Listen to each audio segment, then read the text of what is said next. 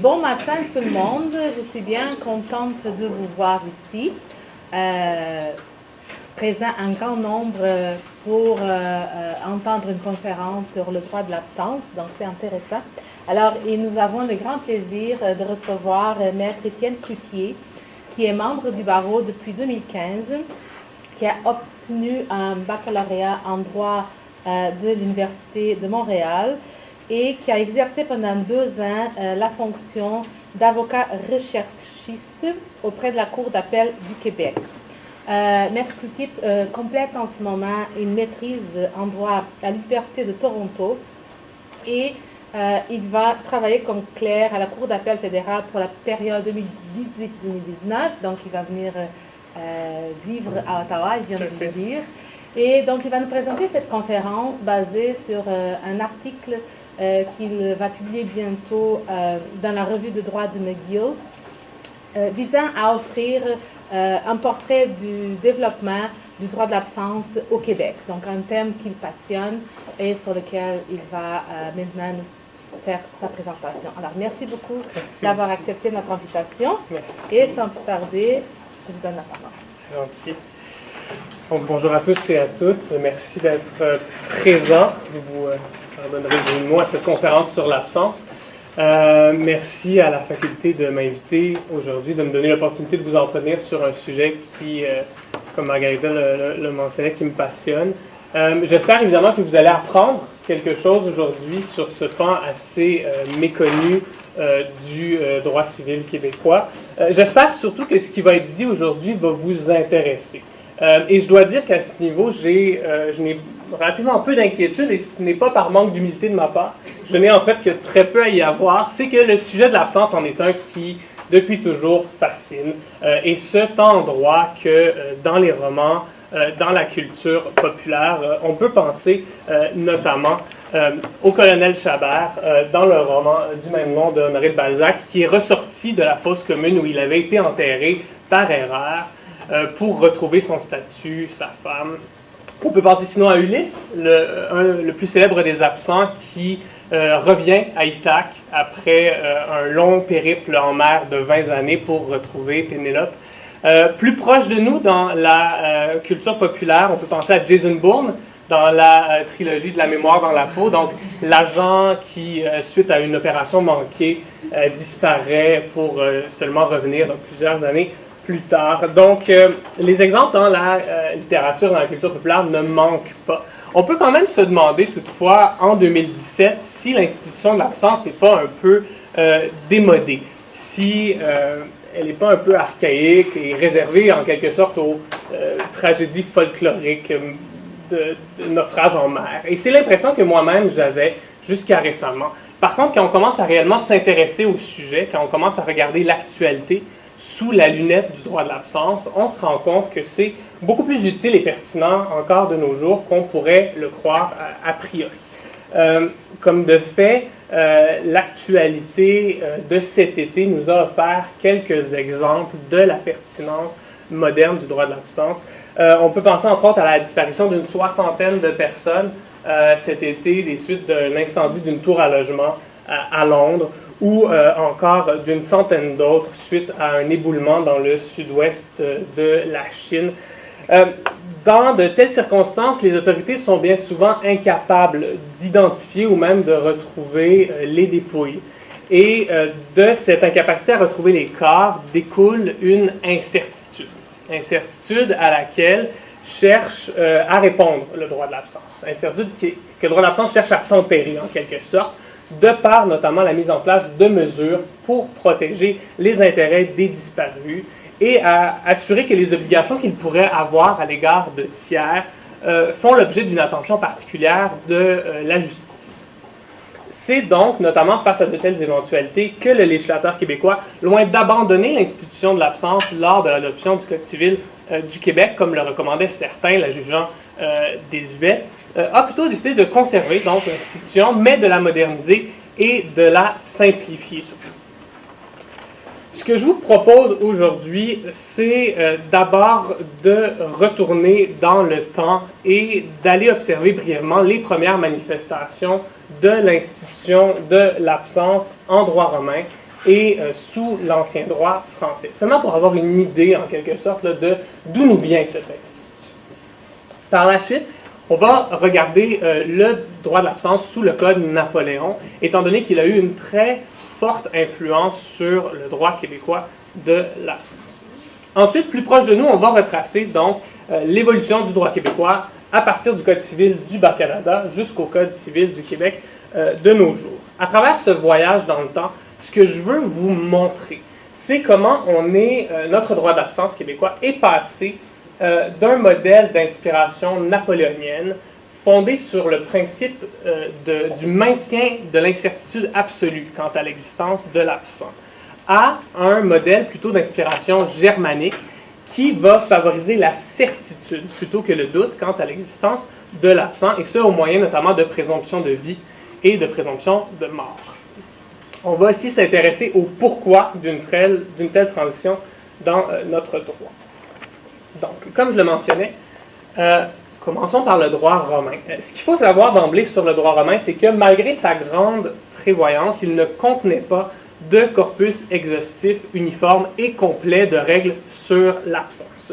C'est que l'absence était vue à l'époque comme une situation exceptionnelle dont la loi n'avait pas à se soucier. L'idée étant que la loi ne devrait statuer que sur ce qui arrive le plus souvent. En fait, pour être bien honnête, le droit romain semblait difficilement admettre qu'un citoyen romain puisse vouloir quitter sa patrie et abandonner les nombreux avantages qu'elle lui conférait. Donc, c'était un peu chauvin de leur part. Il faut dire que les causes de départ, en fait, de déplacement, outre le commerce, qui était vu d'un mauvais œil chez certaines classes romaines, et la guerre, laquelle ne laisse que peu de doutes sur les causes d'une disparition. Donc, outre ces deux causes de déplacement, c'était assez rare qu'on sorte de la patrie. Donc, la nécessité d'un système complet de l'absence ne se faisait pas sentir à l'époque. Quelques règles éparses permettaient toutefois, malgré cela, de répondre aux inconvénients découlant d'un état d'absence. On pense notamment aux militaires et aux prisonniers de guerre. Donc, on voit ici gladiateurs. Donc, le droit romain prévoyait à leur égard que leurs biens seraient administrés par des parents et amis jusqu'à leur retour ou à leur mort. Cette idée de l'administration par un tiers des biens de l'absent a été reprise par la suite et elle perdure en fait encore de nos jours. On va y revenir. Sinon, le rapport entre l'absence et le mariage ou le remariage faisait lui aussi l'objet de règles diverses. Et on va voir dans la présentation d'aujourd'hui que c'est un thème récurrent en matière d'absence et on peut quand même comprendre pourquoi, quand quelqu'un disparaît, ça a des impacts sur le lien matrimonial, sur la succession. Donc, plus précisément, le digeste consacrait le droit pour le fils de se marier sans le consentement du père de famille si plus de 3 ans s'étaient écoulés depuis la disparition de ce dernier. Donc en contravention avec la règle habituelle. De même, il reconnaissait le droit pour la femme de militaire partie en guerre, qui n'avait pas reçu de nouvelles de son mari depuis 4 années, de se remarier. Cela étant dit, l'empereur Justinien va allonger le délai à 10 ans avant d'écarter complètement cette possibilité parce qu'il la jugeait funeste aux enfants et aux nouveaux époux. Comme on le verra plus loin, il faudra attendre encore un certain temps avant que le remariage soit à nouveau permis pour les époux de personnes absentes, sans qu'il y ait preuve certaine de la mort. Donc, on avait effectivement quelques règles éparses en la matière, mais pas de théorie complète et régulière de l'absence. 2 complications principales se présentaient en droit romain, et ça vaut la peine de les mentionner parce que c'est des complications qu'on a vues par la suite en droit français et sous le Code civil du Bas-Canada. D'une part, en ce qui a trait au droit subordonné au décès de l'absent, donc on pense notamment à l'ouverture de la succession de l'absent ou au remariage de l'époux présent. Les personnes qui avaient de tels droits à faire valoir ne pouvaient les invoquer tant qu'il perdurait une incertitude quant à l'existence. Une condition d'ouverture de la succession, c'est le décès. Tant qu'on ne peut pas le prouver, Il ne peut pas y avoir d'ouverture de succession. On doit donc attendre la preuve certaine du décès ou encore l'expiration d'un délai de 100 ans à partir de la naissance de l'absence, qui est quand même relativement long, surtout si on considère la longévité de l'époque. Donc, ce qui amène évidemment une certaine précarité là, au niveau des présents. D'autre part, en ce qui a trait au droit subordonné à la vie de l'absent, donc la possibilité pour l'absent de succéder ou d'acquérir des droits, pour que de tels droits puissent être exercés, il fallait démontrer que l'absent était vivant, ce qui, encore une fois, n'est pas possible. Donc voilà pour le droit romain. Donc gardons ça à l'arrière de notre tête, parce que ça a une certaine importance pour la suite. Passons maintenant à l'ancien droit français. Donc, les auteurs français situent à la fin du 18e et au début du 19e siècle l'organisation d'une véritable théorie complète de l'absence en France. C'est que les rois s'en étaient remis avant cette période, tout comme à Rome, à l'idée selon laquelle l'absence est une chose extraordinaire qui ne mérite pas l'attention du législateur. Le soin d'encadrer l'absence avait donc été abandonné aux magistrats, ce qui, selon les auteurs, avait amené une certaine part d'arbitraire dans la gestion des questions d'absence. Les conséquences de l'état d'absence étaient donc différentes en fonction des us et coutumes de chaque territoire et localité.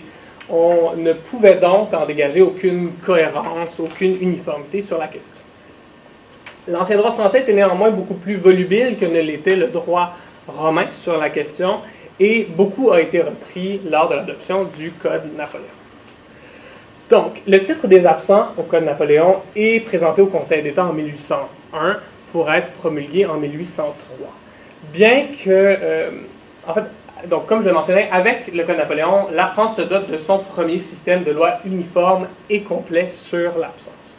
Bien que le Code innove à maints égards en la matière, force est quand même de constater que les emprunts à la législation antérieure sont nombreux.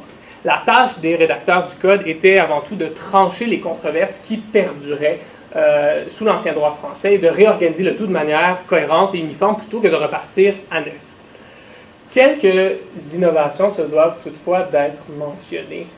D'abord, le modèle napoléonien va distinguer dans la pratique la notion d'absent de celle de non présent. Donc, pour être qualifiée d'absente, une personne doit non seulement être non présente, en ce qu'elle ne se trouve pas là où elle devrait se trouver, mais il doit également y avoir des doutes sérieux sur l'existence, sur la vie ou la mort de l'absent. Et on voit encore, de nos jours dans le Code civil du Québec, d'ailleurs, les termes, la distinction n'est pas très bien faite, en fait. Lorsqu'on parle, par exemple, de l'autorité parentale, lorsqu'un des deux parents est absent, l'autre parent peut l'exercer. On ne parle évidemment pas de l'absent ici par rapport auquel il existe une incertitude quant à la vie. Donc c'était peut-être mieux dans ce cas-ci. D'autre part, la part du Code est d'avoir clairement divisé le temps de l'absence en 3 périodes. Et de les avoir chacune rattachées à des droits et devoirs particuliers quant à la conservation et l'administration des biens de l'absent. L'idée derrière cette division est que l'incertitude quant à l'existence de l'absent évolue à mesure que le temps passe depuis sa disparition. La protection que la loi va accorder à ses intérêts et à ceux des personnes présentes va donc se moduler en conséquence du passage du temps. Le modèle napoléonien formalise en droit le principe du maintien de l'incertitude sur la vie ou la mort de l'absent. Donc, aux yeux des rédacteurs du Code, l'absent n'est ni tout à fait vivant, ni tout à fait mort. Il se situe un peu entre les deux. On va voir tantôt de manière plus concrète comment cette idée se transpose en droit, quels en sont en fait ses effets pratiques. Mais c'est vraiment l'idée qui est au cœur du modèle napoléonien et elle a eu un très grand impact sur la formation de notre droit québécois de l'absence, surtout sous le Code civil du Bas-Canada. Ça vaut donc la peine à ce stade de discuter brièvement des 3 périodes que reconnaissait le Code napoléonien. La première période, dite de la présomption d'absence, débutait dès le moment de la disparition ou dès que le défaut de nouvelles faisait douter de l'existence de l'absent. Comme le retour du présumé absent est encore probable à ce stade, le droit napoléonien veut que ses intérêts soient considérés en priorité. Le tribunal était alors autorisé, à la demande des parties, celle-ci d'édicter certaines mesures d'urgence visant l'administration des biens de l'absent et assurant la protection de ses intérêts dans l'éventualité du retour. La seconde période commence quant à elle par la déclaration d'absence. C'était une déclaration judiciaire qui pouvait être demandée au tribunal par les parties intéressées lorsque le présumé absent avait cessé de paraître à son domicile et qu'on n'avait pas eu de ses nouvelles depuis 4 années. La décision par le tribunal de constater formellement l'absence n'était pas une décision qui était prise à la légère. Une enquête était ordonnée par le tribunal. On envoyait des informations au ministre pour qu'ils en fassent la publicité et un délai d'1 an était donné à l'absent pour revenir d'entre les morts en quelque sorte parce que c'est quand même des conséquences importantes pour l'absent. Donc le tribunal devait s'attarder même aux motifs de l'absence et aux causes possibles. Est-ce que l'absent était parti en voyage sur un long périple ou est-ce qu'il était dans un endroit où il y avait de la guerre, des épidémies? Donc ce souci du législateur d'informer le présumé absent de la situation et d'en vérifier les causes possibles illustre que, bien que durant cette période la probabilité de la mort de l'absent augmente, on n'écarte pas la possibilité du retour. Donc on y voit là encore une manifestation de l'idée d'incertitude sur l'existence de l'absent. La conséquence principale de cette déclaration judiciaire est de permettre aux héritiers présomptifs de se voir octroyer ce qu'on appelait la possession provisoire des biens qui appartenaient à l'absent au jour de sa disparition. Donc, l'absence déclarée ouvre provisoirement les droits que la preuve du décès aurait ouverts de manière définitive sur les biens de l'absent. La possession provisoire présentait toutefois certaines limites de par son caractère temporaire et incertain. L'héritier présomptif ne devenait pas propriétaire des biens. Il ne pouvait ni les aliéner, ni les hypothéquer, ni les greffer de droits d'usage. On leur reconnaissait donc en quelque sorte une administration, la simple administration des biens. Il faut noter de plus que les envoyés en possession provisoire devaient, si l'absent revenait avant que 30 ans se soient écoulés depuis la déclaration, lui rendre une partie des revenus qui avaient été accumulés. Ce qui est important de mentionner aussi, c'est le fait que l'envoi en possession provisoire ne vise que les biens appartenant à l'absent au moment de sa disparition, et non ceux faisant partie de successions ouvertes depuis. Parce que, comme en droit romain, l'incertitude quant à l'existence de l'absent lors de l'ouverture de ces successions et la non-reconnaissance par le droit napoléonien d'une présomption de vie en bonne et due forme faisaient en sorte que l'absent ne pouvait tout simplement pas hériter. Cela dit, le Code prévoyait, aux fins d'éviter les inéquités, que la succession réputée ouverte au profit de l'absent serait dévolue à ceux qui l'auraient recueillie à son défaut. Lorsque 30 ans s'étaient écoulés, c'est encore de très longs délais, là, 30 ans, depuis la déclaration d'absence ou 100 ans depuis la naissance de l'absent, la troisième période pouvait commencer. Les ayants droit pouvaient alors demander le partage des biens de l'absent et obtenir l'envoi en possession définitive. Donc, entre les héritiers présomptifs, l'envoi définitif ouvre une véritable succession et met les choses dans l'état où elles seraient par la preuve du décès. Il devenait donc propriétaire des biens de l'absent, pouvait les aliéner librement. Donc, en ce qui a trait à l'administration des biens de l'absent, on peut considérer dans ce cas-ci que la présomption de mort atteint la force de certitude dans ce cas-ci. Mais c'est bien important de comprendre que c'est uniquement au niveau de l'administration des biens. Donc, à ce titre, l'absent est réputé mort au jour de sa disparition ou de ses dernières nouvelles. Et ce serait donc la fin, sur ce plan, du maintien de l'incertitude. Par contre, aussi longue l'absence pouvait-elle être, elle ne dissolvait pas pour autant le mariage. Et une nouvelle union ne pouvait pas être contractée, en fait que sur preuve certaine du décès de l'époux absent. À cet égard, c'est donc plutôt une présomption de vie qui semble être favorisée par le législateur napoléonien. Il était même prévu d'ailleurs que si en fait il y avait un nouveau mariage qui s'était fait entre-temps, à cause que l'époux présent avait été induit en erreur par un faux acte de décès ou que c'était prétendu célibataire, lorsque l'absent revenait, ça dissolvait le second mariage qui avait été conclu, et même que le ministère public avait ce pouvoir de demander cela pour empêcher la bigamie à tout prix. On peut donc dire que le principe du maintien de l'incertitude n'est pas entièrement écarté par l'envoi en possession définitive. Il y a encore des domaines où c'est plutôt une sorte de présomption de vie qui perdure. En somme, devant l'impossibilité pratique du maintien absolu de l'incertitude quant à l'existence de l'absent, le Code Napoléon va à certains égards favoriser une présomption de mort et à d'autres une présomption de vie, et le tout simultanément, sans que l'une n'ait jamais complètement le dessus sur l'autre, ce qui fait un tout un peu incohérent. Voilà pour le Code Napoléon. Code civil du Bas-Canada, maintenant plus proche de nous, entre en vigueur de ce côté de l'Atlantique en 1866 et s'inspire fortement quant à l'absence du modèle napoléonien. La distinction entre l'absent et le non présent est reprise, tout comme l'idée selon laquelle l'absent n'est ni vivant ni mort. On reprend également les 3 périodes du Code Napoléon, quoiqu'on va y apporter quelques modifications, notamment terminologiques, donc on n'aura pas à retourner là-dedans.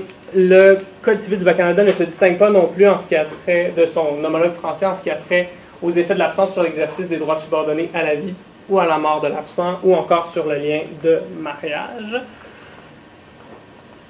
Donc l'absent est exclu des successions à venir, selon l'article 105 du CCBC. Le mariage n'est pas dissous non plus, et l'époux présent ne peut se remarier que sur preuve de la mort. Or, ce qu'il faut savoir, c'est que le Code ne reconnaissait à l'époque comme seule preuve du décès que l'acte de sépulture, lequel ne pouvait être dressé que lorsqu'on avait une dépouille.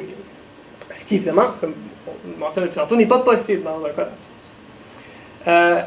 Donc, le principe du maintien de l'incertitude est conservé sous le Code civil du Bas-Canada. Il y a certaines nouveautés, toutefois, qui sont apportées par le Code civil du Bas-Canada. Il prévoit notamment le pouvoir du tribunal de nommer un curateur au bien pour l'absent. De plus, le CCBC énonce à son article 94 que la possession provisoire peut être ordonnée avant l'expiration du délai de 5 ans depuis la disparition. Voilà. Donc, depuis la disparition, s'il est établi à la satisfaction du tribunal qu'il y a de fortes présomptions que l'absent est mort. Ce choix du législateur québécois représente donc une prise en considération accrue, si l'on peut dire, de l'intérêt des présents, et ce, principalement des héritiers présomptifs, en raccourcissant le délai et en donnant une certaine marge de manœuvre. On peut y voir, bien que ténue, une volonté d'arrimer le régime à la réalité et un signe des choses à venir. Beaucoup d'informations que je vous ai données. On va maintenant parler d'un naufrage en mer, pour vous donner une petite pause. En décembre 1964, le navire Marie-Carole part en mer des îles de la Madeleine pour une expédition de pêche, et il sombre lors d'une tempête au large du Cap Breton. Les 5 hommes à son bord sont alors introuvables. Cette tragédie, en plus d'inspirer chansons populaires et ouvrages divers, ils sont sur YouTube si vous voulez aller les voir, a aussi mené en fait à l'adoption d'une loi privée. C'est que, comme je le mentionnais tantôt, le droit québécois de l'époque ne connaissait comme seule preuve du décès que l'acte de sépulture, lequel nécessitait d'avoir une dépouille. Dans ce genre de situation où peu de doutes subsistaient sur la mort des personnes, mais où l'acte de sépulture ne pouvait être dressé encore, les seules solutions qui s'offraient étaient donc celles plutôt insatisfaisantes de l'envoi en possession provisoire et définitive et de la loi privée. C'est donc dans ce contexte qu'est adoptée en 1966 la loi concernant le naufrage du navire Marie-Carole. Celle-ci disposait, entre autres choses, qu'il y avait lieu de présumer que les 5 hommes étaient morts lors du naufrage, donc en date du 2 décembre 1964. Il était aussi précisé au préambule de la loi que les héritiers présomptifs n'avaient pu, à ce jour, faute d'un acte de sépulture, procéder à la vérification des testaments et au règlement des successions. Donc, c'est évidemment pas très pratique de devoir adopter une loi privée à chaque fois qu'on se retrouve dans des situations-là. Et en raison de ça, en mai 1968, le Comité de l'État civil et de la célébration du mariage de l'Office de révision du Code civil va proposer dans un rapport préliminaire de permettre le recours aux tribunaux pour qu'un jugement déclaratif de décès puisse être prononcé dans les cas où le décès peut être tenu pour certains sans qu'il soit possible de dresser un acte de sépulture. Donc on parle vraiment du genre de situation qu'on avait ici. La loi concernant les jugements déclaratifs de décès est finalement adoptée en 1969 et elle amende le Code civil du Bas-Canada conformément aux souhaits de l'ORCC. L'article 70, pour ce qui est du jugement déclaratif de décès, deux conditions ressortent du libellé de l'article 70 du CCBC. Le décès doit pouvoir être tenu pour certains et il doit y avoir impossibilité de dresser un acte de sépulture. Le tribunal est alors chargé d'apprécier les présomptions résultant des faits et il pouvait même ordonner, s'il le jugeait nécessaire, un complément d'enquête. S'il faisait droit à la requête, le jugement était transcrit dans les registres de l'État civil et avait la même autorité qu'un acte de sépulture. De la même manière, le Code en vient à accorder des statuts juridiques différents à l'absent et au disparu. Donc l'absent, l'existence demeure incertaine, tandis que le disparu, le décès relève de la quasi-certitude, mais on ne retrouve pas le corps. Le disparu est tenu pour décéder à compter du jour fixé par le tribunal. Il n'a plus de personnalité juridique, il voit sa succession ouverte et son mariage est dissous. Cet amendement au CCBC représente donc un rejet, du moins un rejet partiel, du principe napoléonien du maintien de l'incertitude quant à la vie ou la mort de l'absent. On en vient ici à faire primer clairement une présomption de mort. Mentionnons à ce sujet que la France s'était aussi dotée d'un régime sur la disparition en 1945, donc après la Seconde Guerre mondiale, dans l'optique avouée de pallier à la lourdeur des règles napoléoniennes, là, surtout sur une si grande échelle. La présomption de mort ainsi consacrée par le jugement déclaratif de décès n'en est pas moins réfragable. En effet, dans l'éventualité où la personne disparue revenait, donc dans un cas où on aurait un revenant, l'article 73 du CCBC prévoyait que les effets du jugement déclaratif de décès cessaient et que le revenant pouvait recouvrer ses biens dans l'état où il se trouve. Le retour du disparu entraînait aussi la nullité du second mariage qui avait pu contracter le conjoint présent durant l'intervalle. La réforme de 1969 est vue majoritairement comme une avancée importante en matière d'absence. Certaines la trouvaient trop restreinte, toutefois, dans sa portée. C'est notamment le cas de la professeure Monique Lauzon qui soulignait que pour obtenir un tel jugement, il fallait démontrer une forte présomption de décès, ce qui n'était possible presque exclusivement dans des cas de tragédie aérienne ou maritime. Référant à ce qui semblait être un fléau de l'époque, elle faisait remarquer, et je cite, « Qu'en aucun temps pourrait-on y recourir dans le cas du bon père de famille parti acheter un paquet de cigarettes qui n'est jamais revenu. » Donc, c'est vrai que c'est assez limité comme situation dans ce cas-ci. D'autre part, la professeure Edith Delory disait regretter que le législateur n'ait pas profité de son intervention pour modifier en profondeur le régime de l'absence et répondre aux nombreux problèmes qu'il posait sur le plan successoral, en raison notamment de la longueur des délais.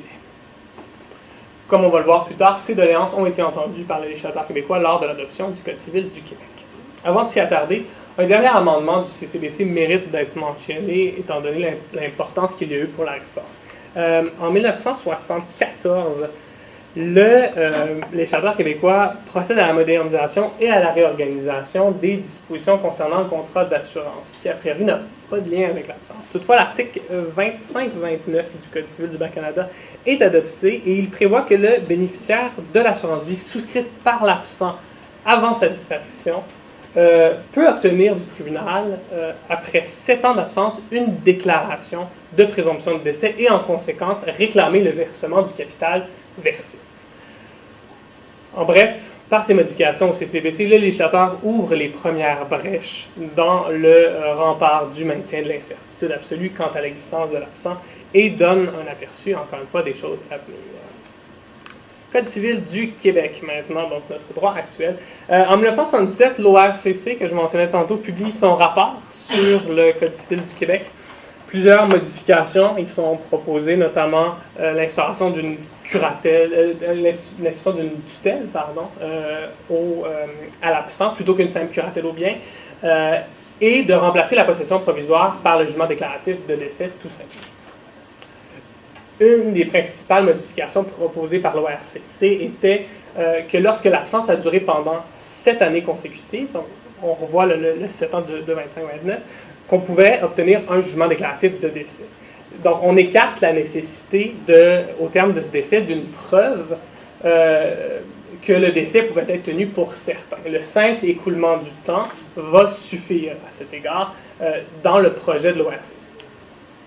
En 1980, l'Assemblée nationale va instituer le Code civil du Québec, mais va décider d'échelonner l'adoption de ces différentes parties en raison de l'ampleur des réformes proposées. Seul le droit de la famille va être modifié à l'époque.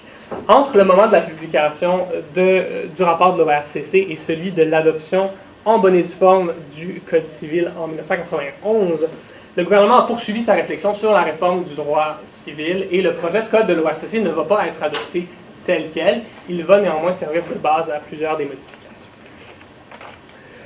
Donc, comme je mentionnais, adoption du Code civil en 1991, entrée en vigueur en 1994. Loin d'abandonner l'institution de l'absence dans le cadre de sa réforme, comme le souhaitaient certains, le législateur décide plutôt de la simplifier grandement et de l'adopter aux réalités contemporaines.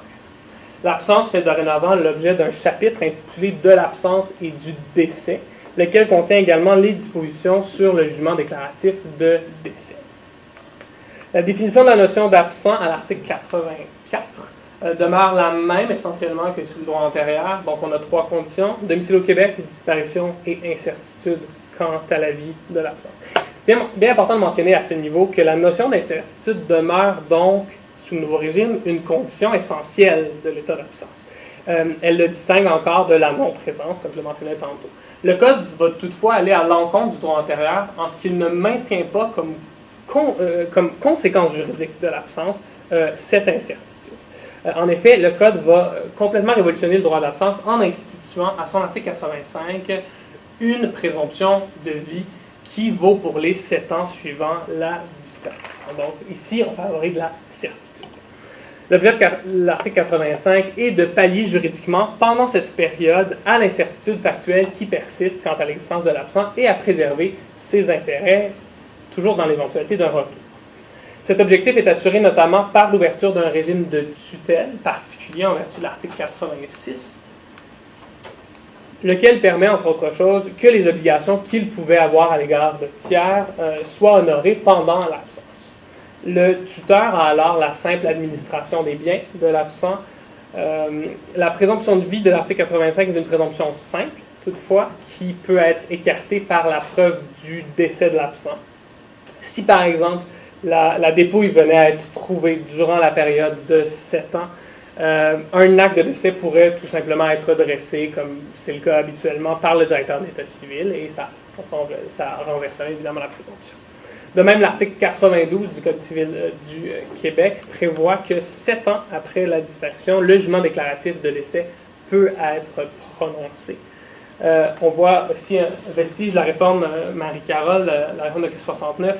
Il peut également être prononcé avant ce délai lorsque la mort peut être tenue pour certaine, malgré l'impossibilité de dresser un acte de décès.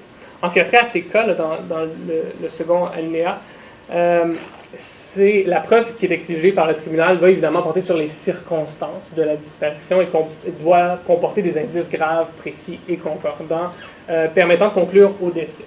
C'est ce mécanisme qui a été utilisé par exemple à la suite de l'incendie tragique en janvier 2014 d'une résidence pour personnes âgées de l'île Verte, proche de Rivière-du-Loup, à l'égard de 4 personnes qui n'avaient tout simplement pas pu être identifiées. Bien que le système américain en soit une tradition de common law et qu'il réponde donc à des règles distinctes, c'est un processus relativement similaire qui a été suivi au lendemain des événements du 11 septembre 2001.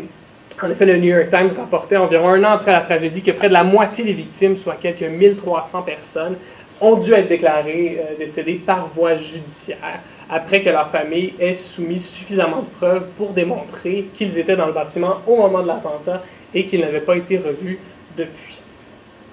C'est donc à une profonde réinvention du droit de l'absence que s'est livré le législateur québécois avec l'adoption du Code civil du Québec, une réforme centrée sur l'idée d'une présomption de vie suivie d'une présomption de mort. C'est que de l'avis du ministre de la Justice de l'époque, l'amélioration des communications et l'efficacité grandissante des techniques de recherche avaient rendu désuète l'idée propre au modèle napoléonien du maintien de l'incertitude sur la vie ou la mort de l'absent. Outre la désuétude de l'idée pour des causes de changement technologique, c'est selon moi d'abord et avant tout l'impraticabilité de cette idée que l'on a vu depuis le début de la conférence, notamment par les conséquences absurdes qu'elle engendrait sur le plan successoral et sur le plan du lien du mariage, qui a ultimement poussé le législateur québécois à l'écarter. En effet, si le régime instauré en 91 trouve réponse à ces problématiques, c'est précisément en s'affranchissant de la nécessité du maintien de l'incertitude. D'une part, il ne fait aucun doute que l'absent peut, dans la mesure où il est présumé vivant, en vertu de l'article 85, succéder et acquérir des droits, même que l'article 617 du Code civil du Québec, qui est dans la section sur les successions, prévoit explicitement que peuvent succéder les personnes physiques qui existent au moment de l'ouverture de la succession, y compris l'absent présumé vivant à cette époque. Donc, on voulait vraiment rendre ça très clair, qu'il n'y a pas de problème d'interprétation à ce niveau. Le législateur s'écarte donc radicalement par cette modification du droit antérieur. D'autre part, en ce qui a trait au lien conjugal, la présomption de vie le laisse a priori intact. Il est toutefois possible pour le conjoint marié de l'absent de demander le divorce, en vertu de la loi sur le divorce, après 1 an de séparation. Pour ce qui est du Code civil, on prévoit la possibilité là, de dissoudre l'union civile pour cause de séparation à 521.17. Le jugement déclaratif de décès permet également aussi de mettre fin au mariage dans la mesure où il produit les mêmes effets que le décès, comme le décès met fin au mariage. Même chose s'applique ici.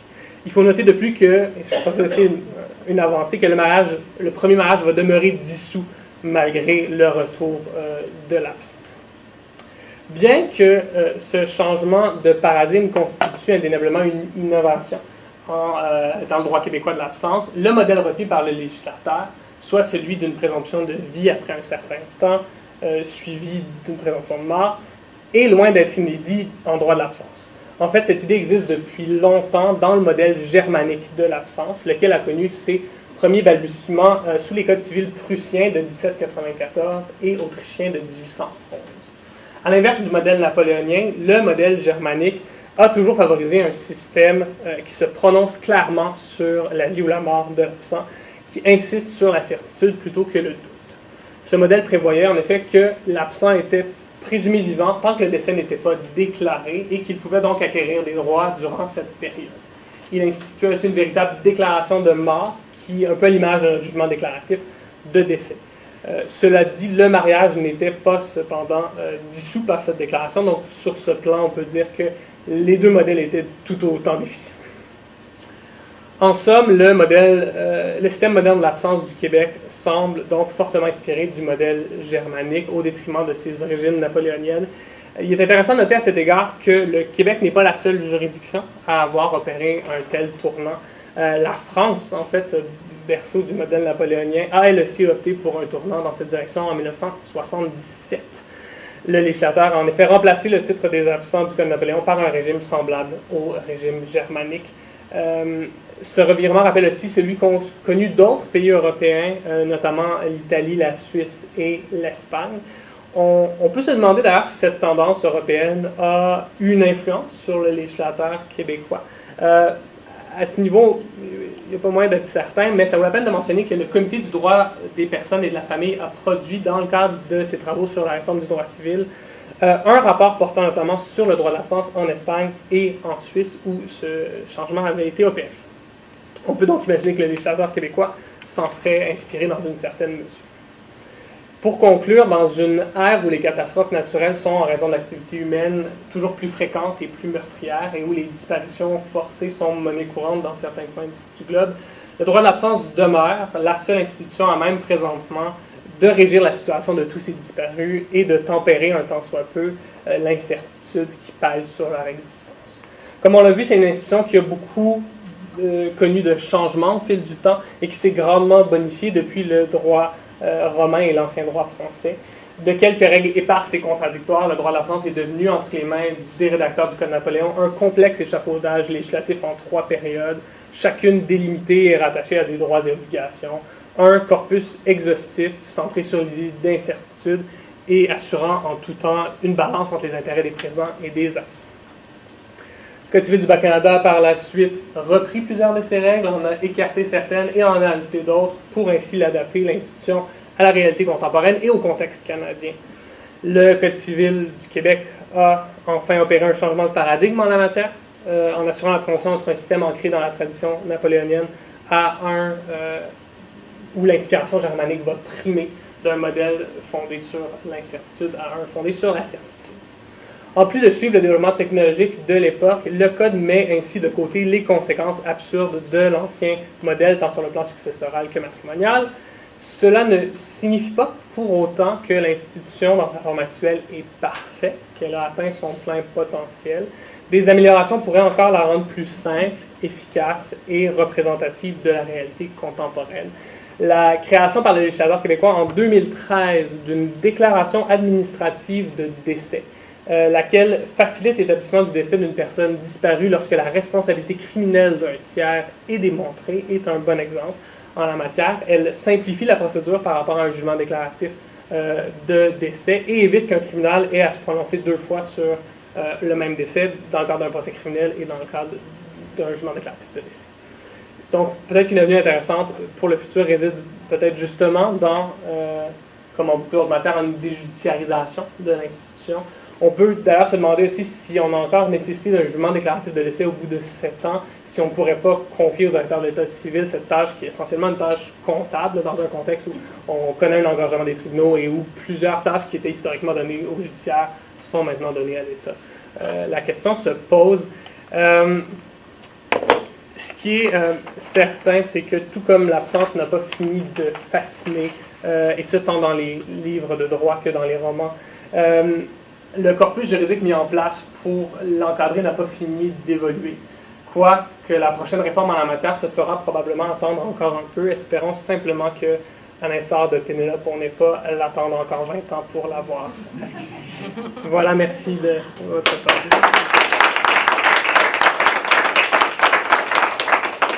Merci beaucoup pour cette présentation vraiment fascinante sur le droit de l'absent. Alors, je vais inviter la salle à poser des questions.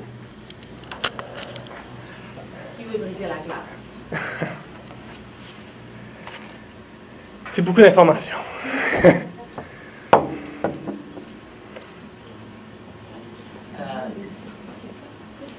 J'ai pas réellement compris. OK, là, on a parlé en matière criminelle, là, j'ai pas vraiment. Comment ça marche? OK. En fait, ce que je disais à la fin sur le droit criminel, c'est qu'en fait, dans un cas où il y a quelqu'un qui a été trouvé coupable de meurtre, par exemple, et où, donc, dans le cadre d'un procès criminel, on détermine que quelqu'un est décédé des causes d'un acte criminel, il y a une victime, exactement. Okay. Tout à fait. Les proches de la victime, plutôt que d'attendre, mais où on n'a pas retrouvé le corps, en fait, c'est ça, dans ce genre de situation-là, les proches n'ont pas à attendre que l'on retrouve le corps avant de pouvoir enclencher les procédures pour faire déclarer la personne décédée.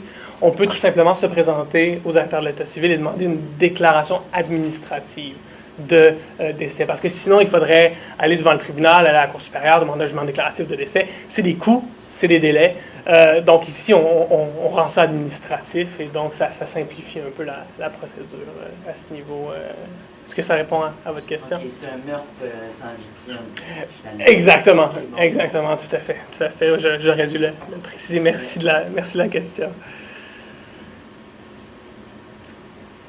Oui? J'ai une question, mais soyez très à l'aise de me dire que vous n'avez pas la réponse. Pas de problème. Et même moi, je ne suis pas certaine de la question. Oui. Mais il me semble que quand il y a eu la tragédie du lac Mégantic, le barreau avait proposé de faire un genre de jugement déclaratif de décès de groupe. Ah. Pour que tous les absents de la tragédie, en fait, que les familles n'aient pas individuellement à aller faire une demande de jugement déclaratif de décès. Il me semble que le barreau a proposé de faire quelque chose de groupe. Là, c'est très procédural. Ma question, en fait, c'est comment on fait ça? Est-ce que le juge peut faire une genre prendre un jugement, une action collective de jugement déclaratif de décès, ou est-ce qu'on passe plutôt par une loi privée?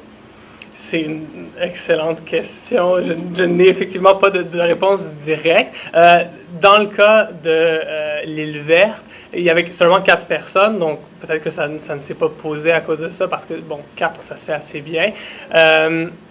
C'est vraiment plus une question de procédure, en fait, de comment est-ce qu'on peut joindre des actions déclaratoires. Est-ce que ce serait une action collective? Ce serait très intéressant. Puis en fait, dépendamment de la réponse, peut-être qu'il y aurait quelque chose à apprendre de ce genre de situation-là pour aussi développer le droit de... Peut-être que là, on aurait fait une exception, mais que ça pourrait par la suite être repris dans l'état du droit. Mais je vais regarder ça. Puis l'article n'est pas sorti encore, donc peut-être que je rajouterai une... fait que vous avez bien fait de poser la question.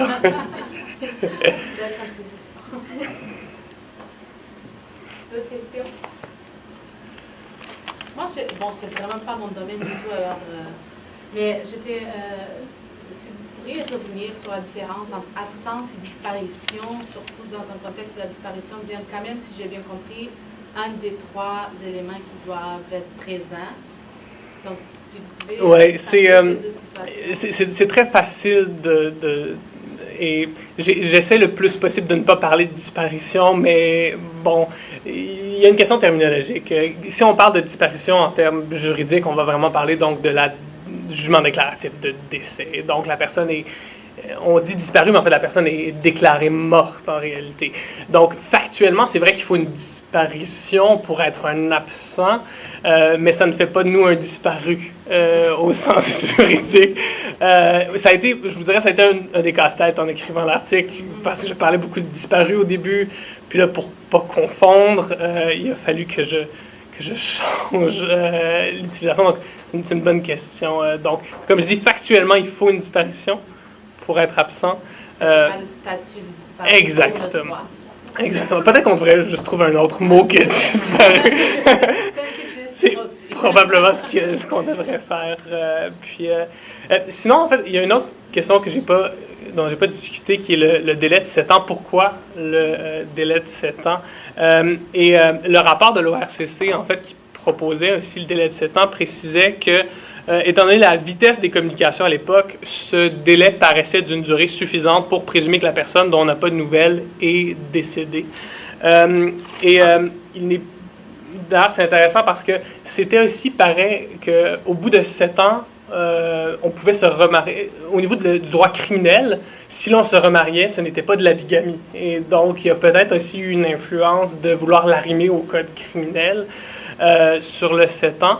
Ensuite, bon, je ne suis vraiment pas un spécialiste en common law, mais j'ai cru comprendre que la règle du 7 ans existe aussi en droit anglais. Et donc, à savoir qui a eu cette idée-là a priori. Je pense que ce sera un autre article intéressant à faire, mais je n'ai pas poussé jusque-là. Oui?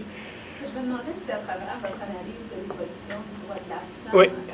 Vous aviez noté si c'était l'évolution du statut du droit de la femme dans les différents codes qui ont poussé ces changements, ou si c'est beaucoup plus les difficultés reliées au droit successoral et les assurances qui ont mené une combinaison des deux. Je ne sais pas si vous avez... C'est une question très, très intéressante. Puis, comme je le mentionnais, on voit que le droit de l'absence s'intéresse très peu à l'idée que la femme qui demeure ne peut pas se remarier. Et donc, on sent vraiment une influence assez antiféministe là, dans ce genre de situation-là, parce que faut savoir aussi que sous le Code de Napoléon, seuls les hommes possédaient aussi, et donc peu d'importance de ce qui peut bien advenir. Cela dit, il y avait la possibilité pour l'épouse, lorsque l'envoi en possession provisoire était demandé par les héritiers présomptifs, l'épouse pouvait l'empêcher. Donc, c'est loin d'être parfait, mais c'est déjà quelque chose. De la manière que je le comprends, c'est surtout une question de succession et d'impraticabilité. Mais je pense qu'il y aurait effectivement une analyse féministe du droit de l'absence absolument intéressante à faire, je suis certain. Peut-être une autre suite à l'article, après avoir déterminé d'où vient le délai de 7 ans. Oui. Juste pour rebondir, c'est une question parce que je ne peux pas répondre. Oui. Sous le code de Napoléon, si c'était par exemple la femme qui disparaissait, est-ce que le mari avait été enfermé dans les mêmes règles de délai de 7 ans, sachant que sous le code Napoléon, lorsque la femme trompait son mari, il avait droit à un divorce immédiat. Lorsque le mari trompait sa femme, la femme n'avait droit au divorce que s'il entretenait la maîtresse sous le toit conjugal. Donc, est-ce que là, au niveau de l'absence, on avait pour l'homme une possibilité de se remarier plus facilement? Je vous dirais qu'au niveau du texte du code, les règles sont les mêmes. mais je suis assez certain qu'en pratique, il devait y avoir un assouplissement des règles, très certainement. Ça ne paraît pas dans le texte du code, mais j'ai bien de la misère à croire que les hommes se seraient imposés les mêmes règles dans ce cas-ci. Et j'avais une autre question. Vous parliez des droits de l'absent, donc au moment où il décède, si une succession venait à s'ouvrir, de laquelle il était bénéficiaire, on va considérer qu'il n'y a pas de droit. Mais qu'en est-il des obligations de l'absent? Lorsqu'il disparaît, qui c'est qui prend en charge ces obligations? Sous le Code civil, donc ce serait le tuteur à l'absent. Donc, comme je mentionnais, sous 86, il y a vraiment une tutelle à l'absent qui est ouverte. Et donc, il y a quelqu'un qui est nommé pour gérer et donc qui va continuer à payer ses obligations. Au bout d'un an, le tuteur peut demander un jugement déclaratif de décès parce que si on se rend compte, par exemple, qu'on est en train d'entamer le capital parce que je sais pas, il y a un appartement qui continue à être payé ou quoi que ce soit. Donc, c'est vraiment, on met tout ça entre les mains du tuteur à l'absent. Donc, pour continuer à gérer ses obligations à l'égard de tiers, on peut penser notamment là, aux pensions alimentaires aussi. Donc, le compte va être sous la simple administration de biens du tuteur pour gérer ces obligations-là. Voilà. Par le passé, ça ne se posait pas, évidemment, comme il n'était pas jugé vivant, mais de nos jours, c'est ce qui arrive. Oui. Moi, je m'intéresse beaucoup aux atteintes portées à l'égard du cadavre. Oui. C'est un peu morbide comme sujet, mais je me posais la question, si on porte une atteinte à l'égard de l'absent, l'absent revient. Donc, si par exemple, si on le diffame pendant le moment où il n'était pas présent, est-ce qu'il y a un droit de recours? Moi, j'ai l'impression. Moi, je n'ai pas la réponse exacte. Là. Je ne pense pas que ça s'est été. Dans notre jurisprudence, des cas où un absent revient, puis il poursuit pour atteinte à sa vie privée ou à sa réputation parce que pendant qu'il était pas présent. Je n'en ai pas. En fait, les jugements en matière d'absence sont très, très, très rares de nos jours, outre dans ce genre de situation de tragédie où les gens sont généralement morts. C'est beaucoup des jugements déclaratifs de décès. Mais a priori, dans la mesure où il est présumé vivant, c'est tout à fait un sujet de droit. Il a encore sa personnalité juridique, il a des droits patrimoniaux et extra-patrimoniaux. Donc, a priori, je vois aucun empêchement à ce qu'il puisse poursuivre. Et probablement, en fait, que le tuteur pourrait poursuivre en son nom, étant son représentant légal dans ce cas-ci. Mais je pense effectivement qu'il n'y a pas eu de code. J'ai fait une revue qui s'est révélée assez courte, en fait, là, les cas sont rares, mais moi, a priori, je ne vois pas une cour décider qu'il n'y a pas de droits extra-patrimoniaux qui demeurent dans la mesure où il est présumé vivant. Tout à fait. Après, les problèmes se posent. Les problèmes se posent lorsque le corps est retrouvé par après et on se rend compte que la personne était décédée comme avant l'action diffamatoire, par exemple. Qu'est-ce qui se passerait dans un tel cas? Là, on peut faire peut-être l'analogie avec une atteinte portée à l'égard du cadavre. Il n'y a plus de droit de la personnalité. Mais si les proches subissent un préjudice direct et personnel, il y a eu un jugement. Il y a déjà eu un jugement de diffamation. Après. Ça va donner des mal de tête. Ça va donner des mal de tête. Tu peux écrire en livre, en fait. Oui, vraiment. mais oui, a priori, moi, ce serait ma réponse. Mais c'est une très intéressante question. J'ai encore une question Oui. aussi. Alors, après ces recherches que vous avez faites, si vous étiez législateur demain chargé de faire la réforme du régime québécois, carte blanche... C'est difficile. En tant qu'avocat, on est habitué de critiquer le régime, mais pas de proposer de solutions. Comme je le mentionnais, je pense que d'avoir des déclarations administratives, de confier au directeur d'État civil le mandat de faire une déclaration au bout de 7 ans, je vois vraiment plus d'intérêt dans ce cas-ci de laisser ça entre les mains du judiciaire. Dans des cas où on doit apprécier évidemment des présomptions de fait, lorsqu'on demande avant l'écoulement du délai de 7 ans, là peut-être que c'est mieux de le laisser entre les mains du juge. Donc ce serait principalement ce que je ferais. Mais si vous avez d'autres idées, n'hésitez pas à venir... Déjudiciariser tout à fait. le processus. Tout à fait, exactement. Puis je pense que c'est c'est en ligne directe avec l'État-providence qui prend de plus en plus de place, l'État administratif, et je pense que ça pourrait désengorger un peu, quoique, comme je le mentionnais, ça ne se pose pas si souvent. Peut-être que l'idée de faire des procédures communes dans des cas de tragédie pourrait aussi être une option à considérer. Aux États-Unis, chacun a fait, après le 11 septembre, chacun a fait des déclarations individuelles, il n'y a pas eu de... C'est la manière que je le comprends. Oui, mais comme je dis, je ne suis pas un expert de common law, mais c'est la manière que je l'ai compris. Puis après, c'est que ce n'est pas tout le monde beaucoup de gens vont garder espoir, et donc c'est pas tout le monde qui vit le deuil de la même manière aussi. Donc ça amène aussi... tout le monde ne se rend pas au même point, au même moment, donc on ne va peut-être pas le demander en même temps. Justement, s'il y a un conflit, disons, quelqu'un disparaît, les parents veulent continuer la recherche ouais. pendant très longtemps, mais pas les enfants, par exemple. Ouais. Qu'est-ce qui arrive quand il y a un conflit familial par rapport à la façon de faire face à cela? Ça va dépendre en fait de qui est le tuteur. Et donc ça va... et ça, c'est une des raisons pour lesquelles c'est bien qu'on passe devant le tribunal pour déterminer qui est le tuteur, parce que ce genre de problème-là peut se poser.